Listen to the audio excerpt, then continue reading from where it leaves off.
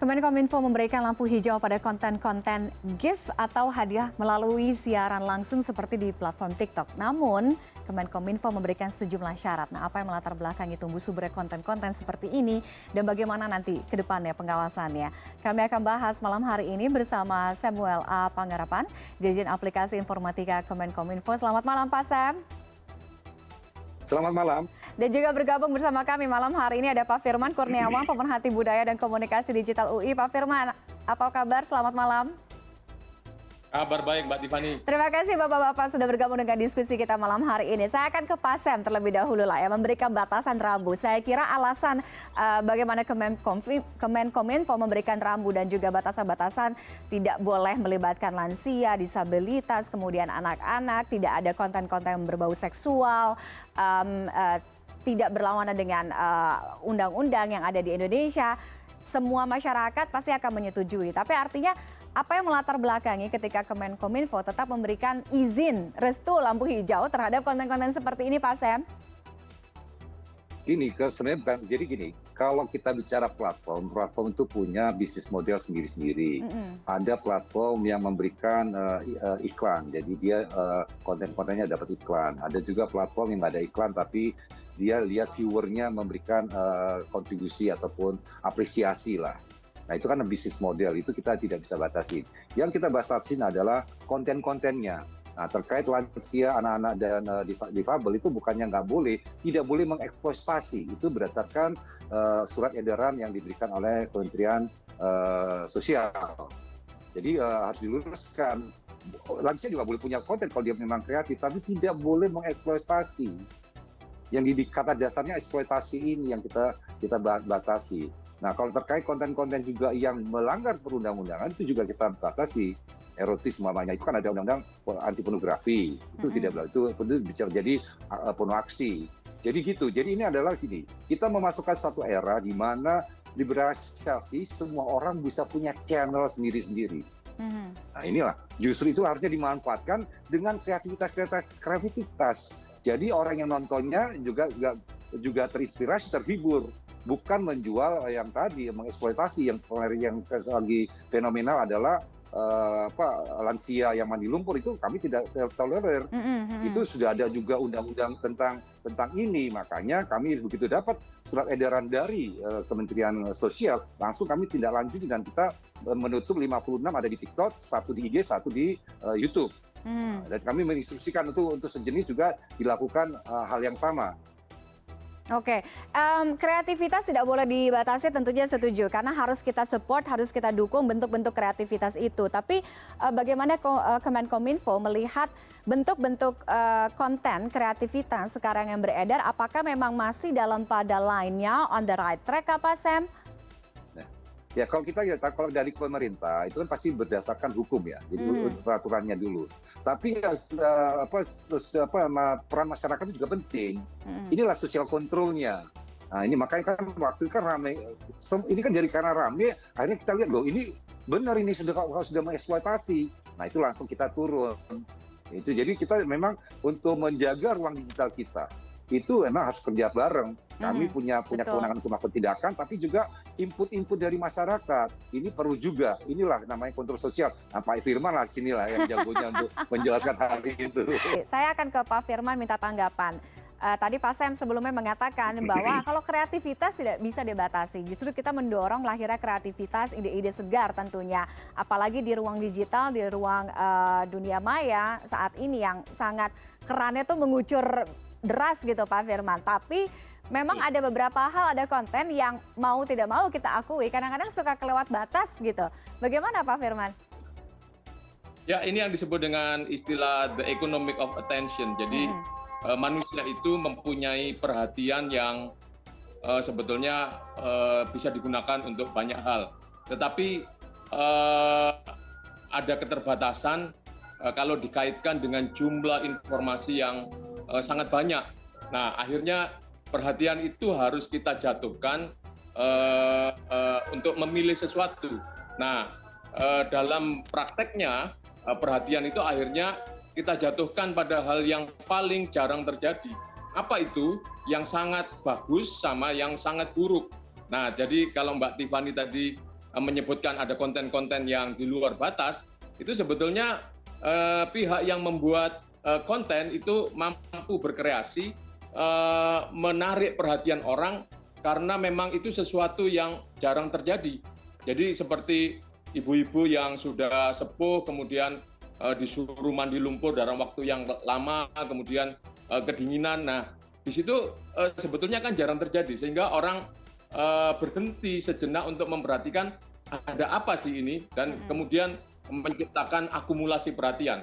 Semakin besar perhatian tergulung menjadi semakin gulungan yang besar. Nah, ini yang kemudian perlu mendapatkan perhatian bahwa tidak semua hal yang unik, yang menarik perhatian orang itu pantas untuk dijual. Ya memang kalau dari sisi trafficnya tinggi, dari sisi misalnya untuk mendatangkan iklan atau tadi gift dan sebagainya itu sangat tinggi, tapi akhirnya harus kita kembalikan pada rasa kita, benar nggak mengeksploitasi orang, batasnya ada di situ.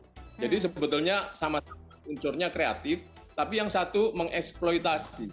Eksploitasi itu kan artinya memaksa sesuatu itu untuk hadir, termasuk tadi memaksa orang yang sudah sepuh tadi untuk menjadi tontonan. Nah, ini yang akhirnya perlu kita sikapi seperti itu, Mbak Tiffany. Akan ada dua sisi memang ketika konten-konten atau kreativitas seperti ini bisa jadi good vibes atau bad vibes, intinya seperti itu ya. Saya kembali ke Pak Sam. Pak Sam, nah pengawasannya dari Kemenkominfo seperti apa dengan hadirnya banyak platform, banyak social media, banyak konten yang kreatif banyak di media sosial dan platform ini gitu, akan seperti apa? Ya, jadi pertama kita memiliki peraturan, sudah diterbitkan peraturan Menteri, peraturan Menteri Permen tahun 2020 kemarin, itu Permen 5 nomor tahun 2020, itu adalah batasannya. Dan apabila mereka kalau melanggar hukum itu dan mereka tidak merespon tepat waktu, itu mereka kena denda. Dendanya cukup besar. Sebenarnya pemerintah tidak ingin cari duit, tapi supaya responnya cepat, itu satu konten yang bertentangan dengan hukum, itu didendanya 500 juta. Kami tidak ingin, tapi kami ingin ini responnya cepat. Jadi mereka harus merespon 1 kali 24 jam. Untuk konten-konten yang sifatnya urgent seperti terorisme, eksploitasi anak, atau kekerasan anak, atau pornografi anak, itu responnya itu harus 4 jam. Kami kasihkan itu impact-nya besar. Jadi itu kita memang satu itu dari regulasi. Kedua, kita bekerja sama dengan semua instansi yang ada, yang pengampunya, dengan Kementerian Perlindungan Perempuan dan Anak, dengan pemerhatian anak, seperti semuanya kita, dengan BNN juga untuk narkoba, dengan BP POM untuk obat-obatan dan makanan. Jadi memang kita mau inputnya dari sana. Selain daripada itu, masyarakat juga bisa melaporkan ke kami untuk kami review itu melalui aduankonten.id. Nah, selain daripada itu kami juga melakukan yang namanya cyber patrol untuk melihat apakah ada ini. Jadi itu cyber patrol. Tapi yang pasti ya yang kita lihat cyber patrol jangan dianggap nanti pemerintah beritanya pemerintah surveillance, enggak, yang terbuka. Kami hanya bisa melihat yang terbuka. Kan memang sifatnya sosial media kan terbuka. Jadi kita bisa lihat, tapi kalau sudah private kita nggak akan bisa lihat. Itu jadi itu dalam pengontrolannya. Nah, itu kalau ada pelanggaran baru kita notifikasi mereka. Nah, waktu menotifikasi pun itu karena ada SOP yang sangat ketat, kami harus menyatakan itu pelanggaran undang-undang apa. Kami juga nggak bisa nanti dituduh, wah ini pemberangusan. Kalau nggak ada pelanggarannya nggak bisa kita lakukan. Yeah. Nah, itu berarti lewat persuasif. Itu persuasif. Ini memang tidak ada aturannya, tapi sudah menyentuh rasa yang masyarakat resah ini ya. Itu bisa, itu persuasif itu sifatnya. Tapi yang kami tindak langsung adalah pelanggaran undang-undangnya, Pak. Oke, Pak Sam, boleh di garis bawah ditekankan, mereka itu adalah si pemilik akun, pemilik konten, atau platformnya? Nah, platformnya, karena kan yang ini kan si pemilik akun ini kan yang berkontrak atau menggunakan, jadi ada kerjasama pasti waktu dia mendownload itu. Jadi mereka lah yang bertanggung jawab, platform lah yang bertanggung jawab. Karena kan kami juga nggak tahu siapa mereka. Betul. Ya kan, kecuali mereka melanggar perundang-undangan, ada tindakan kriminal, itu aparat penegak hukum mereka wajib memberikan data-data itu kepada aparat penegak hukum. Kalau tidak nggak boleh juga. Karena tadi kerahasiaan itu harus dijaga. siapa orang ini juga. Tapi kecuali dia melanggar hukum dan ada tindakan hukum. Jadi mereka yang platform lah yang harus melakukan tindakan. Karena kami tidak punya tangan sampai ke dalamnya. Itu kan rumah tangganya mereka kan. Iya. Itu kan. Jadi, tapi kita dengan undang-undang kita perintahkan mereka ini melanggar peraturan ini. Tolong segera di take down dengan waktu kita kasih batas waktunya. Kalau tadi urgency ada, kalau ada urgent itu ada hanya 44 jam kita kasih waktunya. Oke, baik. Saya akan minta tanggapan Pak Firman. Dengan pengawasan tadi yang disebutkan oleh Pak Sam, apakah itu sudah cukup untuk menjadi pagar rambu-rambu bahwa ini adalah pengawasan dengan model yang tepat gitu? Atau mungkin ada pandangan lain Pak Firman? Ya, kalau kita berbicara tentang memproduksi unggahan yang berkualitas, itu sebetulnya yang lebih baik adalah membangun norma, membangun nilai dari masyarakat, apa itu konten yang bagus, apa itu konten yang berkualitas, apa itu yang tidak patut diproduksi dan